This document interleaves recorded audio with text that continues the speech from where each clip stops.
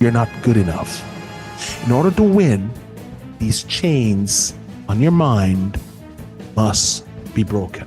So because an enslaved mind is bounded by invisible chain, which is why Orson Swett Marden also said a vast number of men and women who are really capable of doing great things do small things.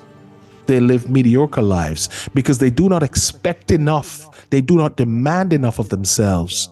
They do not know how to call out their best. Let's be clear. In order to call out your best, you need to foster a mindset that liberates.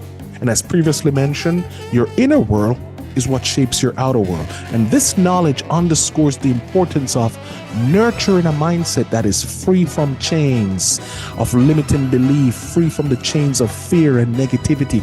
Chains that are forged from limiting beliefs will always whisper in your ears, you can't, you shouldn't, you're not good enough.